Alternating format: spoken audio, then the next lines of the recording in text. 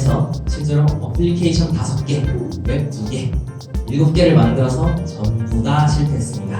좀 일을 확 벌리는데 수습은 사실 좀 힘들어 하잖아요. 내가 팀장된다고?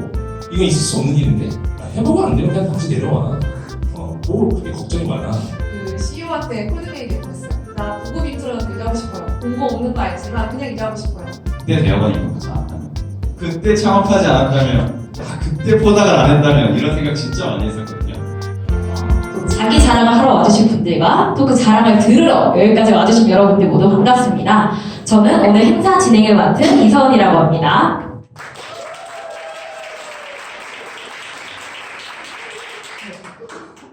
오늘 여기 모여주신 분들 중에서는 저희 커뮤니티 그룹의 회원분들도 계시고 아닌 분들도 계실 텐데요. 나는 이전에 커리어 토크나 네트워킹 행사에 참여해본 적이 있다 하시는 분 계실까요? 오, 꽤 많이 와주셨는데요. 그러면은 오늘 좀 처음 와주신 분들도 있으니까 본격적으로 행사 시작하기 전에 저희 그룹가 뭔지 저희 커뮤니티에 대해 짧게 소개하고 행사 시작해보도록 하겠습니다.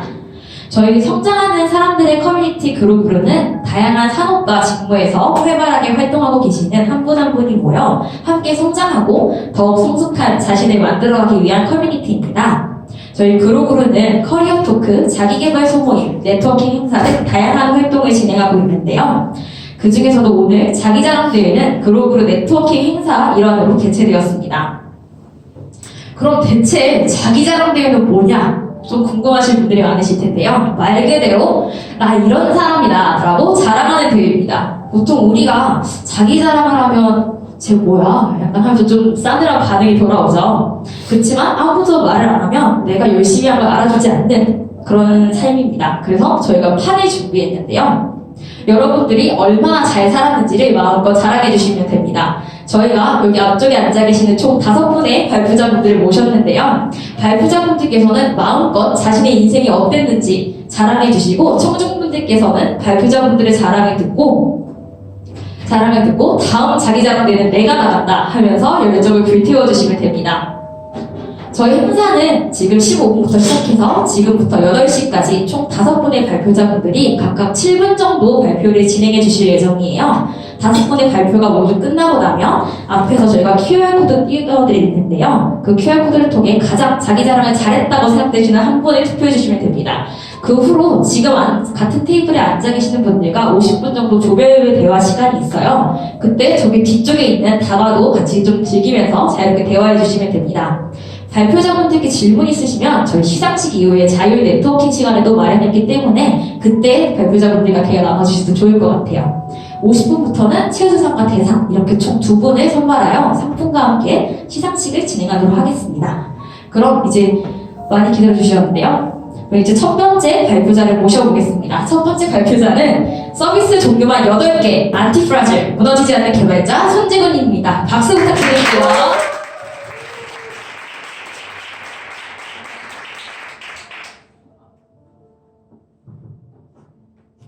안녕하세요. 자기자랑 대회 첫 번째 발표를 맡은 손재구라고 하고요. 제가 앞에 나와서 발표하는 게 굉장히 진짜 많이 되는데 양해 부탁드립니다. 일단 제가 오늘 발표하려고 하는 건 자기자랑 대회지만 실패에 관련된 얘기를 하려고 해요. 실제로 저는 서비스 종류만 8변을 경험한 개발자 손재구입니다.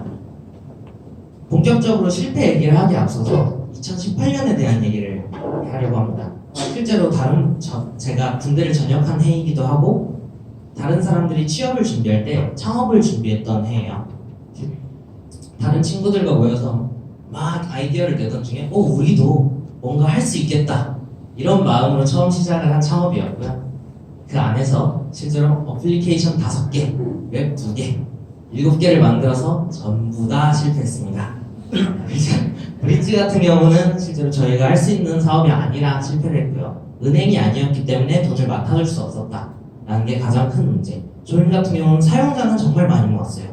하지만 돈을 벌 수가 없어서 실패를 했고요. 볼라는 돈은 벌었지만 돈이 순환하지 못해서 실패를 했고요. 사이너는 여행 어플리케이션이었습니다. 코로나 때문에 망했어요. 실제로 앞서 이야기 드렸던 어플리케이션이라든가 창업을 하면서 다 처음 한 일들이었어요.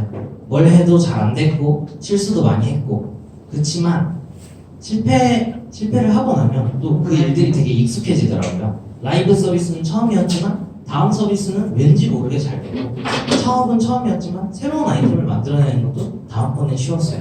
라이브도 마찬가지였고요. 그러고 나서 돌아보니 이게 정말 실패하는 건가? 라는 생각이 들었어요. 여기 적혀있는 4개의 키워드는 각각의 어플리케이션들이 만들어낸 키워드입니다. 실제로 사용자를 10,000명을 만들어냈고요. 투자도 3차례까지 받았었고 그리고 펀딩도 5,531% 대단한 성과라고 생각합니다, 개인적으로. 그리고 그걸 바탕으로 저희 회사가 인수합병이 됐습니다. 인수합병에서 가장 먼저 한 프로젝트는 타임오더라는 오더 서비스였어요. 실제로 처음에 들어갔을 때는 점심도 제대로 못 먹었습니다. 가장 인기가 많은 시간이 출근 시간하고 점심 시간인 거 아세요? 커피를 먹기 위해서 사람들이 점심에 가장 많이 먹고요. 그리고 출근길에 커피 한 잔씩 사갑니다. 그때 제일 서비스가 많이 터졌어요. 점심은 보통 4시, 3시 이렇게 먹기 일쑤였고 잠은 전화를 들으면서 깼었습니다. 이런 서비스가 있었고 이런 서비스를 실제로 돈은 덜 들지만 더 안정적인 서비스까지 만들어내는 경험을 했습니다. 다음으로는 티오코인이라는 서비스를 했었어요. 들어보신 분도 있을 수 있을 것 같아요. 실제로 이 서비스는 아프리카에서 좀 유명했던 사건이 있었고 지금도 검색하시면 아마 나올 겁니다. 그때의 개발자로 있었고요. 당시에 아마 제가 한 프로젝트 중에 가장 큰 실패가 아닐까 싶어요. 당시에 거의 한 2주 정도를 밤을 새워서 만들었는데 3일도 안 돼서 서비스 종료를 했습니다. 불미스러운 일에 엮여서요. 근데 실제로 서비스를 종료하겠다고 했지만 들여둔 돈이 있어서 회수하는데도 시간이 많이 걸렸어요. 그리고 이 경험을 바탕으로 저는 28살에 테크리드를 합니다.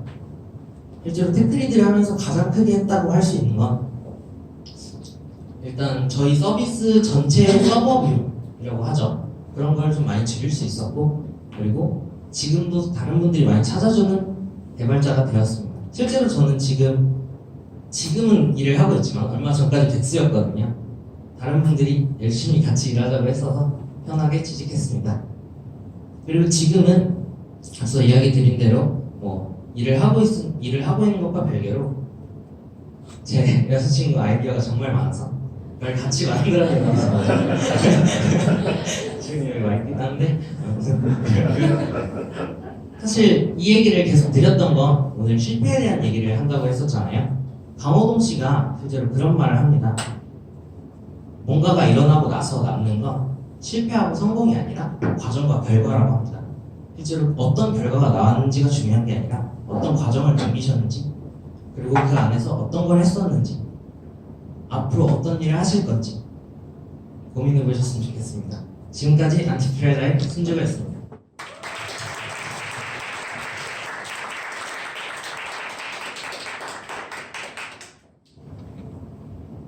네, 지금까지 손재근님이 발표했는데요. 재근님 같은 경우는 오늘 일찍 오셔서 엄청 많이 떠셨는데 또 엄청 잘하셨네요. 네. 실패를 두려워하는 게 아니라 생각보다 별거 아니다. 오히려 좋아. 실패를 통해 더 강해지는 말 그대로 안티프라지 문제를 발표했습니다.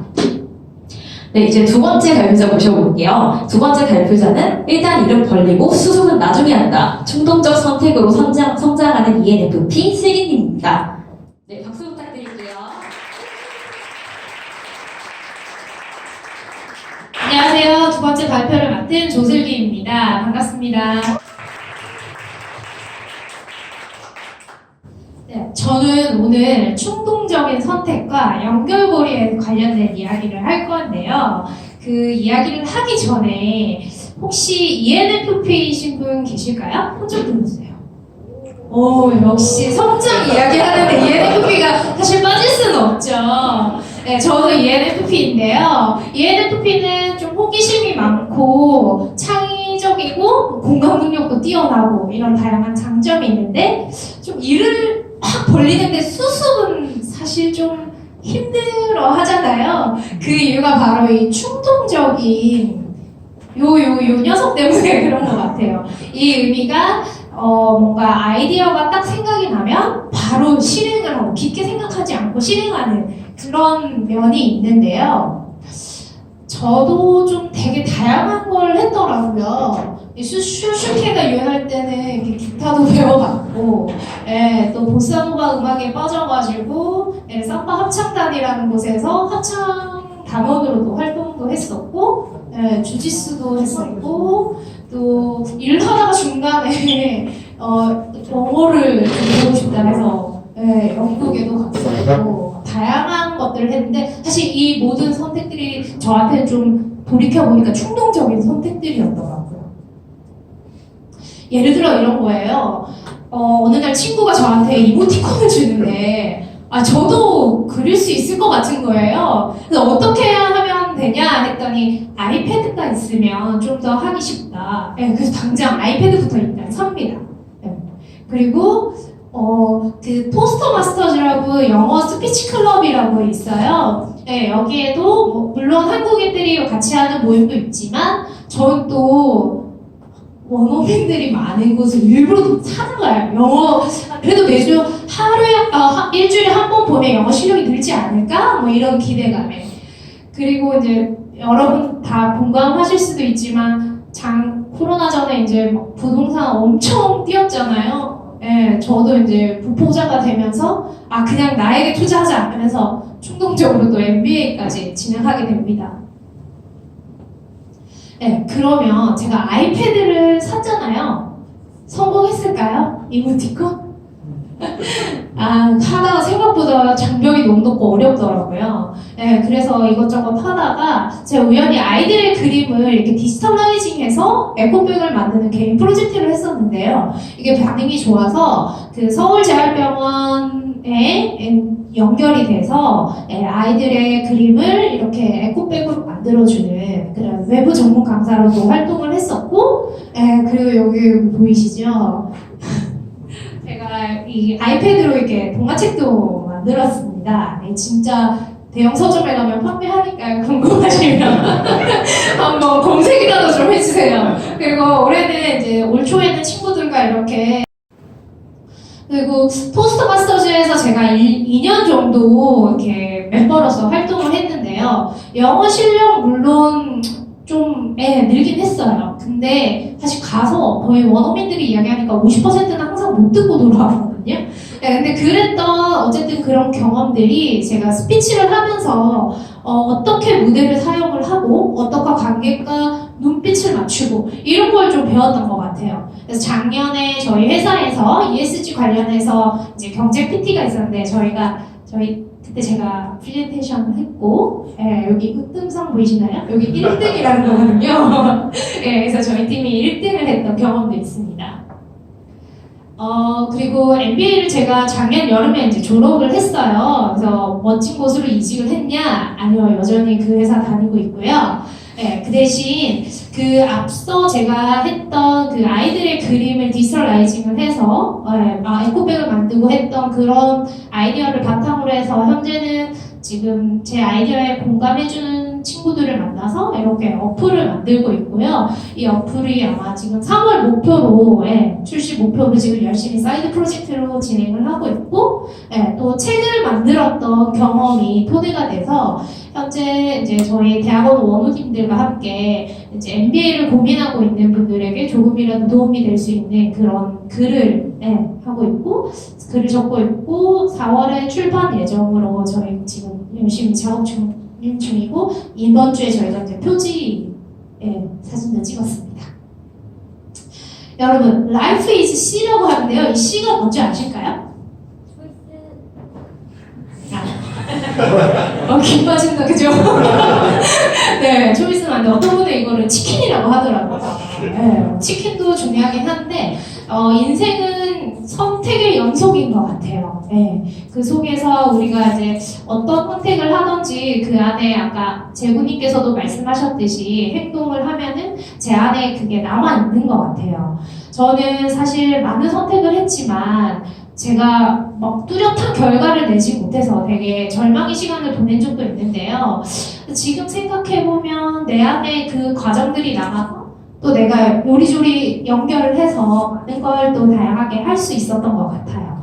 오늘 제 이야기가 선택을 좀 고민하고 있는 분들에게는 용기가 됐으면 좋겠고, 또 선택을 저처럼 막 이렇게 여러 가지 일을 했는데 결과물이 없어서 좀 실망하신 분들에게는 좀 위로가 되었으면 좋겠습니다. 네, 이상 발표를 마치겠습니다.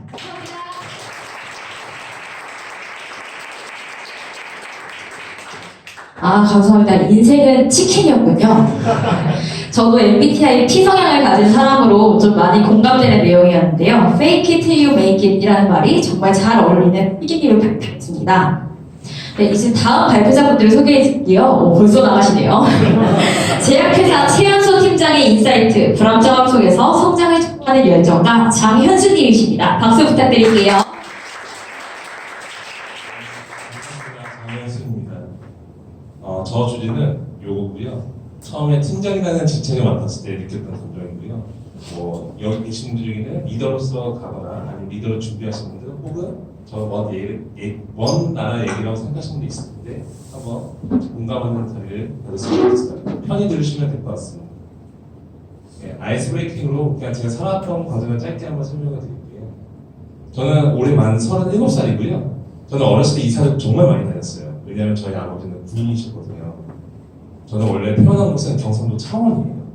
근데 1년도 안 살고 바로 유연시 강원도 화천으로 넘어가게 됩니다. 강원도 화천은 아시는 분도 있겠지만 해 전선입니다. 네, 좀만 넘어가면 바로 북한이 보여요. 여기서 2년씩을 보내고요. 그리고 초등학교는 서울과 경기도에서 나왔어요. 그리고 충청도로 오게 됩니다. 중고등학교는 대전에서 나가게 됩니다. 그리고 다시 서울과 경기도를 컴백해가지고요. 대학교를 진학하게 됩니다. 저는 생각해보니까요, 이사가 한 10번 정도 다녔더라고요. 그래서 제 친구들이 전국에 있어요. 전국에 있어요. 그래서 제 생각에는 저는 역마살이 있는 것 같아요. 예, 이렇게 이리저리 보라는 거 보니까. 그래서 지금 생각해보면 뭐 여기저기 모임에 들어갈 때도 크게 어려웠던 게 어렸을 때부터 이런 게 제 자양분이 배운 게 아닌가 이런 생각을 갖고 있습니다. 저는 지식인의 메카인 노량진에서 1년간 교수를 하고요. 그 다음에 흑석동에 가가지고 전공은 약학을 하고 졸업할 때는 이렇게 멋진 덕행이 될 거라고 생각했지만 절대 그렇지는 않았습니다. 저의 주니어 시절로 넘어가게 되면요. 저는 처음에 연구원으로서 이 업에 들어오게 되었어요. 처음에 시작할 때는 우리나라 신약 개발에서 내가 꼭 성공하고 말 거야. 내가 기여할 거야. 이렇게 엄청난 큰 꿈을 꾸게 됩니다. 그런데 하다 보니까 첫 번째 불안감이 저한테 오게 돼요. 그 불안감은 2년 6개월 정도 되었을 때 오게 되는데요. 반복적인 실험과 데이터, 그리고 이거를 왜 해야 되는지 배경을 모른 채 실험하게 되니까 어느 날 이 생각이 들더라고요. 이거 내가 하는 게 맞나? 이거 반복적으로 이거 왜 하는 거지? 이거 왜 아무도 안 알려주지? 그리고 이렇게 하다가는 내가 테크니션의 삶을 만족하게 되지 않을까? 이런 생각이 되게 되고 그 순간부터 안 되겠다. 난 큰 그림을 보고 싶어. 라고 생각하게 되고 그 큰 그림에 해당하는 부서를 저는 제품 개발 기획 2업 부서로 가야겠다고 생각을 하게 됩니다. 그러면서 이직을 하면서 그 부서에 이직을 하게 되고요. 거기서 이제 매니저 역할을 하게 되는데 하면서 이 생각을 하게 돼요. 한 5년차 정도 되니까 어떻게 일하면 일 잘하는 사람으로 볼 수 있을까? 그 사람은 누굴까? 그러면서 나의 기준을 한번 세워보게 됐고요. 그 기준에서 당시 다녔던 회사의 창업가가 만드신 기준인데 이 기준이 굉장히 저한테는 큰 임팩트가 왔었어요. 그리고 제가 지금까지 쌓았던 그 가장 큰 임팩트는 1번 꿈의 크기를 크게 가져라는 부분과 가장 많은 여행은 머리, 가슴, 발 실행이다. 결국엔 실행을 해야지만 그게 결과가 나오고 그것을 개선할 수 있다. 이런 부분이 저한테는 큰 기감이 되었습니다. 마치 저한테도 우연한 찬스가 오게 돼요. 어찌 보면 2015년에 해당했었는데요. 지금이야 이제 많은 수평 문화를 통해서 직급책을 없앤다는 얘기가 나오잖아요. 근데 그때 당시에는 2015년에 이 부분을 제가 다녔던 회사에서 처음 적용하게 되었어요. 그래서 연차로 이제 직급을 올리는 게 아니라 직무와 역량 중심으로 하겠다라는 것들이 내려오게 됩니다. 그러면서 저한테 찬스가 오게 됐어요. 처음에 너 한번 팀장 한번 해봐라. 이렇게 툭 던지시는 거예요. 근데 저는 저희 팀의 그 단계에서 내가 팀장이 된다고? 이건 있을 수 없는 일인데? 하면서 반문을 가게 되었는데 오히려 그 부분을 해보고 안 되면 그냥 다시 내려와. 뭐 그렇게 걱정이 많아. 라는 부분을 던져주셨어요. 그러니까 저 스스로도 그래 해보고 안 되면 다시 내려오지 뭐 아주 젊은데 뭐 이런 그냥 막연한 이런 생각이 도전하게 만들게 된 것 같습니다. 근데 어려움이 있었어요. 왜냐하면 나이가 어렸기 때문에 너 어디 한번 잘하나 보자 이런 부분이 분명히 있었고요. 그 부분에서 제가 고민하게 됐으면 저는 아마 크게 스트레스가 쌓였었겠죠. 근데 나는 또 기준을 세운 것들이 신경 쓰지 않을 거야. 결국에는 이 소문은 나의 실력으로 입증을 해야 되는 거고 이건 당연히 내가 극복해야 되는 부분이야 라는 생각을 가졌기 때문에 제 일에 몰입하게 됩니다.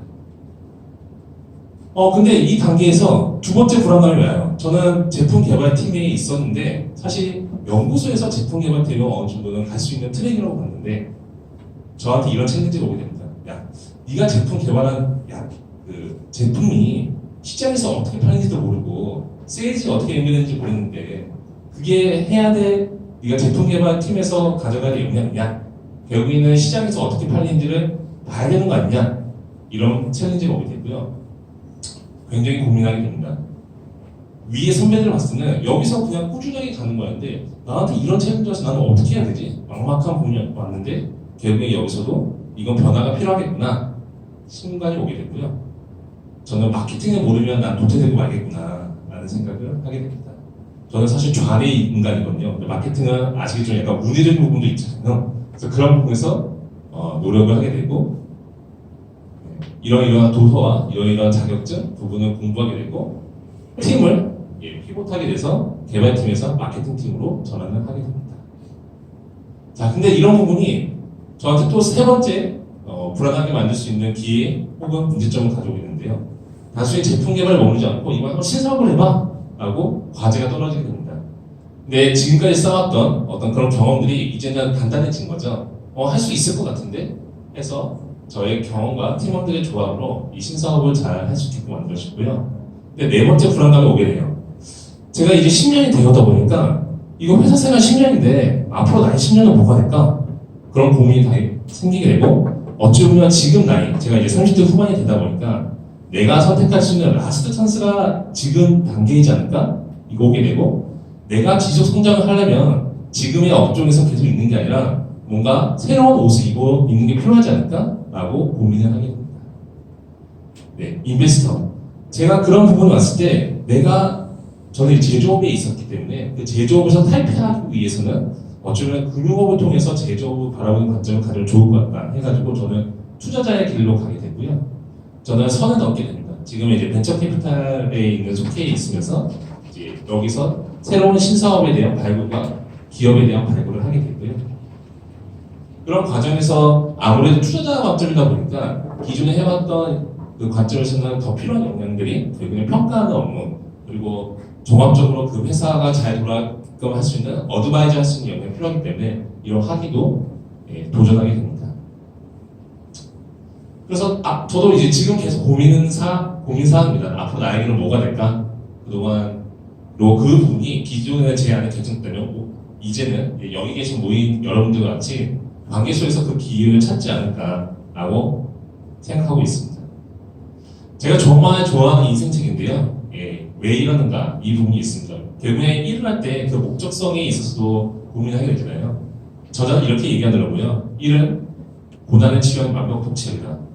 정말 엄청난 임팩트가 오는 저는 그렇습니다. 그리고 조직 관리에서는 이 책이 저는 굉장히 보탬목이 되었어요. 보이기라가 그 부분이 닫힌 조직은 정체될 수밖에 없다. 조직이 변화해야 되고 활성화돼야지 성장할 수 있다. 이 부분이 저의 보탬목이 되었습니다. 마지막으로 드리고 싶은 말은 혹시 현재 상황에 만족하시면 저는 이렇게 말씀드리고 싶고요. 성장에 도전할 수 있는 타이밍이고요. 만약에 지금 좀 불안한 상황이라고 하시면 그것도 저는 여러분이 성장하고 있는 과정이라고 보고 있습니다. 모두 잘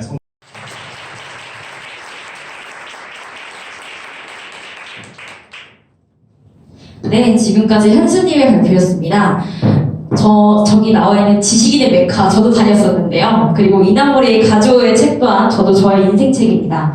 저도 지금 커리어 전환을 고민하는 시점에서 좀 불안감을 많이 느꼈는데 개인적으로 좀 공감되는 내용이 많았던 발표였던 것 같아요. 이제 총 2분의 발표만을 남겨두고 있는데요. 다음은 이제 무급 인턴에서 글로벌 헤드까지 불만은 성장을 위한 최고의 원동력이다. 배소연님의 발표입니다. 또 부탁드릴게요.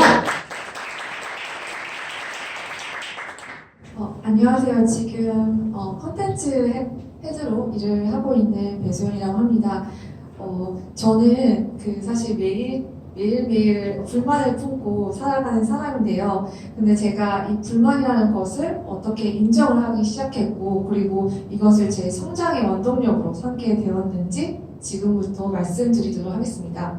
보통 이제 많은 분들이 불만보다는 나를 행복하게 하는 게 뭐지라는 것을 많이 생각하시는데요. 저는 사실 저한테 있어서는 두루뭉실하게 느껴지더라고요. 행복이 뭐야 나한테? 행복하게 만드는 되게 많은 것 같은데 그게 나한테 무슨 의미지? 라고 생각이 들었어요. 그래서 반대로 좀 질문을 틀어서 그러면 내가 지금 현재 가지고 있는 불만은 뭐지? 라고 생각하니까 내가 좋아하는 것과 싫어하는 것이 명확하게 나눠지더라고요. 예를 들면 이제 직원들이랑 이제 점심을 먹으러 갈 때도 뭘 먹고 싶어? 라고 물어보는 것보다는 뭘 못 먹어? 혹은 뭐가 안 땡기라고 물어봤을 때 바로 답이 나오잖아요. 그래서 저는 불만에 집중하는 게 나한테 좀 더 좋겠구나라는 생각이 들었습니다.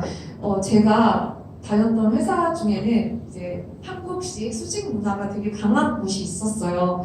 그래서 이제 제가 가장 많이 듣는 이야기가 막내니까, 그리고 여자 직원이니까, 그리고 원래 선배들도 그렇게 해왔으니까 그렇게 해 라는 말을 가장 많이 들었었는데요. 정말 힘들게 취업을 뚫고 들어왔는데 쉽게 그만둘 수는 없어서 열심히 참고 지냈는데, 그렇다고 해서 불만이 사라진 건 아니었고요. 점점 시간이 갈수록 불만은 쌓여갔고, 그러면 이거를 내가 더 이상 회피하지 말고 좀 똑바로 이 불만을 마주 봐야겠다라는 생각이 들었어요. 그래서 퇴사 2년 전부터는 밥을 먹으러 점심을 가는 대신에 이제 광화문에 있는 교보문고에 달려가서 책을 읽기 시작했습니다. 나보다 먼저 이런 고민을 하고 있고, 그리고 이걸 해결한 사람들이 있을 거야 라는 것을 이제 듣고 싶어가지고 계속 찾아가기 시작했고, 그래서 제가 이제 발견했던 건 뭐냐면 제가 그걸 통해서 제가 어떤 불만이 있는지, 불만의 실체, 그리고 어떻게 불만을 풀 수 있겠다라는 답이 나오기 시작했더라고요. 제가 그때 당시 내렸던 것은 내가 여성이기 때문에 여성을 위해서 일하는 글로벌 여행 스타트업에서 리모트로 일하면서 외국인 동료들과 일하고 싶다라는 꿈이 생겼어요. 그래서 그 레이더를 켜고 바라보니까 그에 맞는 회사가 나타났습니다. 정말 1초도 주저하지 않고 CEO한테 콜드메일을 보냈어요. 나 부급 인트로라도 일하고 싶어요. 공고 없는 거 알지만 그냥 일하고 싶어요. 그래서 그렇게 일을 하기 시작했는데, 그때 당시 저랑 같은 인턴으로 일하게 됐던 이 친구들이 이제 다 대학생 20살 친구들이었어요. 저는 근데 거의 30살이 넘었었고, 근데 이제 그런 띠동갑 그런 나이 차이 상관없이 저는 제가 이제 하고 싶었던 환경에서 일할 수 있다는 거에 대해서 너무 좋았습니다. 그런데 이제 그렇다고 해서 제가 불만을 더 이상 가지지 않았을까요? 그렇진 않고요. 저는 이제 프로 불만이기 때문에 이제 또 하나의 새로운 불만이 생기더라고요. 영어에 대한 불만이었습니다. 그때 같이 일했던 친구들이 인도네시아, 프랑스, 인도, 우크라이나 다국적이었는데요. 일주일에 2-3번씩 원격으로 1시간 넘게 브레인스토밍 회의를 막 하는데 그 친구들은 막 이렇게 막 던져요. 근데 저는 한 번 또 생각을 하고 그거를 한국어에서 영어로 번역하고 이 시간이 너무 많이 걸리더라고요. 그래서 제대로 한 50%도 이해를 못하는 저 자신을 발견하고 너무 창피했어요. 그 순간마다 매번 도망치고 싶고, 그런데도 도망치지 않았던 이유는 그렇게 해야 제가 영어가 늘 수 있다는 걸 너무나 잘 알고 있기 때문입니다. 그래서 저는 지금도 사실 현재 진행 중인데 영어는 저한테 가장 큰 불만이에요. 그리고 저는 그 불만을 극복하기 위해서는 계속 저를 끊임없이 노출을 시키고 있습니다. 예를 들면 얼마 전에는 이제 독일에 계시는 이제 유저분들이랑 인터뷰를 1시간 동안 하는데, 그때 이제 녹화본을 봤는데 사실 너무 부끄럽더라고요. 내가 왜 저렇게 말을 했지? 내가 너무 추임새를 많이 쓰는 것 같아. 내가 보니까 잘 순간적으로 생각이 안 날 때는 눈을 굴리는 습관이 있네? 그러면서 미치다 끝까지 보지도 못하고 또 창피하다는 말을 느끼고 이제 다시 그 화면을 껐는데, 그래서 저는 사실 저를 계속 그런 환경에 노출시킴으로써 그 불만을 해결을 하려고 노력을 하고 있어요. 그래서 사실 누군가가 봤을 때는 너는 참 내 사이 불만이 많은 것 같아 라고 이제 말을 할 때도 있는데요. 저는 그렇게 만약 말을 들으면 근데 나는 지금보다 더 훨씬 더 잘 살고 싶기 때문에 나는 계속 불만을 가질 거야. 그게 나의 불만의 원동력이다 말하고 있습니다. 그래서 만약 내가 너무 평소에 너무 부정적인가? 라고 생각하시는 분들이 계시다면 그럴 필요 없다고 말씀드리고 싶어요. 불만을 가지고 있다는 것은 분명히 내가 지금 처한 환경을 바꾸고 싶은 그 의지가 정말 크다는 거고 잘 살 수 있는 가능성이 그 누구보다 많다는 것이기 때문입니다. 그래서 저한테는 이제 둥그런 그런 소망보다는 뾰족한 그 불만이 저한테는 정말 큰 힘이 되고 있고요. 그래서 오늘 한 번쯤은 내 불만이 뭐지? 라고 한번 생각해 보셨으면 좋겠어요. 오늘 지금 여러분의 불만은 무엇인가요? 네, 이상으로 저의 스피치를 마치겠습니다.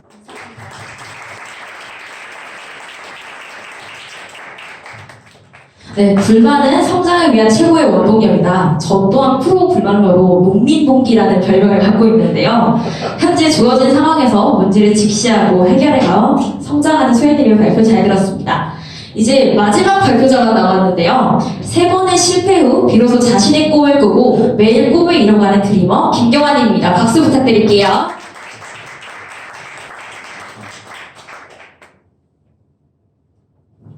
안녕하세요. 저는 3번의 실패 후에 비로소 꿈을 꾸기 시작했다는 제목으로 발표를 시작한 김경환이라고 합니다. 박수 한번 부탁드릴게요. 저는 일단 발표를 본격적으로 시작하기에 앞서서 질문을 하나 던지고 시작하고 싶어요. 여러분들은 꿈은 무엇이라고 생각하세요? 이렇게 어렸을 때는 꿈이라는 단어를 많이 들었는데 나이가 들고 이제 일을 하다 보니까 꿈이라는 단어를 잘 생각 안 하게 되는 것 같아요. 보통 우리가 꿈 하면은 어렸을 때는 직업을 많이 떠올리게 되죠. 대통령, 경찰, 저는 어렸을 때 꿈이 과학자였고요. 근데 요새는 유튜버나 아이돌이 이제 꿈이라고들 하더라고요.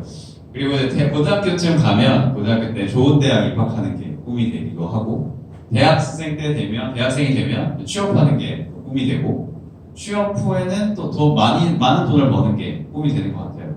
많은 분들이 이런 식으로 꿈을 생각하시는 것 같은데 저는 이 꿈에 되게 한 가지 공통적인 속성이 있다고 생각을 해요. 꿈이라는 것은 자세히 보면 항상 현재에 없습니다. 꿈은 항상 미래에 있어요. 현재 느낄 수 없는 것, 미래에 갖고 싶은 것을 꿈으로 많이 설정하는 경우가 있는데 그러다 보니까 항상 꿈을 이룰 수가 없게 되는 것 같더라고요. 그래서 저는 제목에서 말씀드렸던 것처럼 3개번의 실패를 말씀드리려고 하는데 그게 다 제가 꿈을 어떻게 설정했는지에 따라서 달라지는 것 같아요. 제가 처음에 말씀드리려고 하는 실패는 전 20대 중반에 대학원에 입학했어요.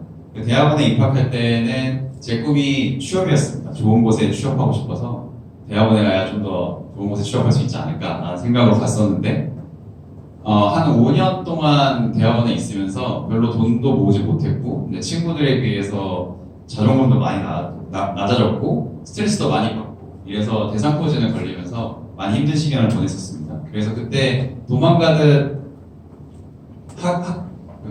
과정을 다 마치지 못하고 도망가듯 취업을 했었는데 그 취업이 성공이라고 얘기할 수 없었겠죠. 그래서 그렇게 한 취업은 오래 버티지 못하고 또 금방 취업을 그만두게 되었습니다. 그리고 두 번째 실패는 제가 30대 초반에 창업을 하게 되었는데 그 창업을 했을 때는 제 꿈이 부자였어요. 그러니까 이렇게 직장 생활 해갖고는 돈 집 하나 서울에 집 하나 못 사겠다 이런 생각을 해서 그럴 바에는 아예 창업을 해갖고 돈을 좀 많이 벌어보자라는 생각으로 창업을 했었습니다. 근데 이런 꿈을 갖고 창업을 했으니까 부자가 될 수 없었겠죠. 저는 3년 동안의 창업 생활 동안 오히려 그 전에 취업해서 번 돈보다 더 못 벌었어요. 그래서 결국에는 부자가 되지 못한 채 두 번째 꿈도 접게 됩니다. 그리고 세 번째는 창업을 그만두고 나서 다시 우여곡절 끝에 박사를 받게 됩니다. 그 박사를 받은 걸 바탕으로 박사를 받고 나니까 생각이 많아지죠. 그래서 이제는 교수를 꿈꿔봐야 되겠다 라는 생각을 하게 되죠. 그래서 포닥이라고 박사후 연구원이라는 직책이 있습니다. 그래서 박사를 받고 나서 연구소에서 교수가 되기 위해서 자기 연구를 하는 기간인데 그때 포닥을 시작하게 되는데 결국 이때의 꿈이 또 교수를 꿈꾸고 있기 때문에 포닥 기간 안에서는 만족스럽지가 않았어요. 제가 교수가 될 수 없었으니까요. 그래서 그때 여러 가지 활동들을 했는데 이때가 가장 제가 고민을 많이 했던 시기였습니다. 그래서 결국에는 포닥을 오래 하지 못하고 그만두게 됩니다. 그래서 이런 실패들이 제가 지금 와서 가만 생각해 보면 왜 제가 이런 실패를 했었을까에 대한 공통점이 꿈이 현재에 항상 없었더라고요. 그래서 그 현재를 제가 지속할 수 없었습니다. 그래서 지금 생각해보면 이런 시도는 결국 실패한 거나 다름이 없었다. 이미 시작부터 실패였다는 생각이 들더라고요. 그러면 꿈을 어떻게 정의해야 될까라는 생각을 다시 시작하게 되었습니다. 그래서 꿈을 다시 정의하기 시작했는데 그 방법이 저는 꿈이 직업이나 어떠한 상태가 아니라 행동으로 정의해야 된다고 생각을 했어요. 그 전까지 제가 말씀드렸던 제 꿈들은 모두 다 직업이나 어떠한 상태입니다. 그렇기 때문에 현재 제가 이룰 수가 없어요. 근데 그게 행동이 되면 제가 매일 할 수 있는 행동이 제 꿈이 되면 저는 매일매일 꿈을 꿀 수 있습니다. 꿈을 이뤄나갈 수 있고요. 그래서 제가 정한 제 꿈은 세상에 많은 사람들이 자신의 꿈을 꾸도록 돕는 것이라고 제 꿈을 정했습니다. 이거는 제가 과거에 많은 선택을 왜 했을까를 고민하는 끝에 만들어낸 문장이고요. 이 꿈을 정하고 나니까 제 인생이 180도 달라지기 시작했어요. 왜 그러냐면 저는 더 이상 직업이 중요하지 않게 되었습니다. 저는 이러한 행동, 이러한 일을 할 수 있다면 저는 어떤 직업을 가져도 사실 상관없어요. 그래서 지금 하고 있는 거는 콘텐츠와 사람을 연결해주는 추천 시스템을 만들고 있는데요. 저는 이 콘텐츠라는 게 사람의 꿈을 꿀 수 있도록 하나의 매개체가 될 수 있다고 생각해요.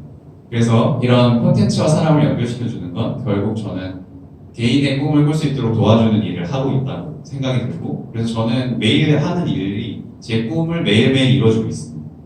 또 제가 하고 있는 것들은 유튜브 채널 운영을 하고 있거든요. 유튜브 채널에서 제가 실패했던 것들 혹은 제 생각이나 제가 꿈을 꿀 수 있었던 과정들을 공유함으로써 많은 사람들이 자신의 꿈을 꿀 수 있도록 독려를 하고 있어요.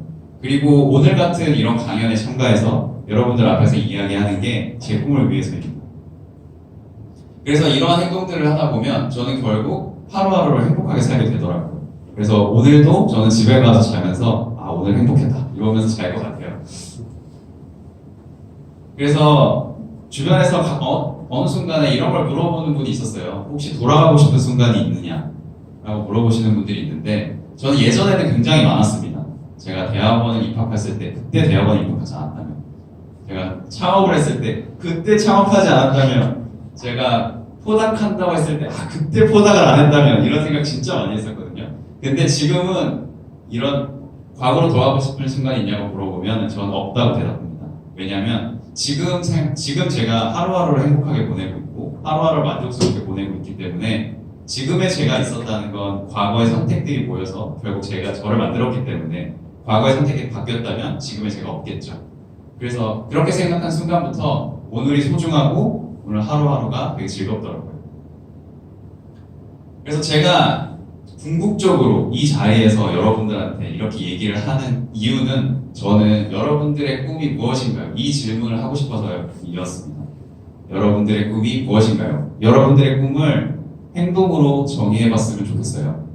그러면 왜 그러냐면 만약에 여러분들이 각자의 꿈을 찾게 된다면 저는 여러분들이 실패라고 생각했던 순간이 분명히 있을 거라고 생각합니다. 그럼 그 순간들이 그냥 지나치는 실패가 아니라 엄청나게 소중한 경험이 될 거고요. 그 경험은 여러분들의 오늘 하루를 당장 행복하게 만들어줄 수 있을 거라고 생각합니다. 혹시 꿈에 대해서 더 알고 싶다면 유튜브에 김포닥이라고 쳐보세요. 김포닥이라고 치면 영상들이 몇 개 나올 겁니다. 그 중에서 제가 여러분들에게 추천드리는 영상은 바로 이 영상인데요. 20대 분들이 아니실 수도 있겠지만 이 영상이 좀 꿈에 대해서 얘기를 하는 영상입니다. 그러면은 제 발표는 이것으로 마치도록 하겠습니다. 감사합니다.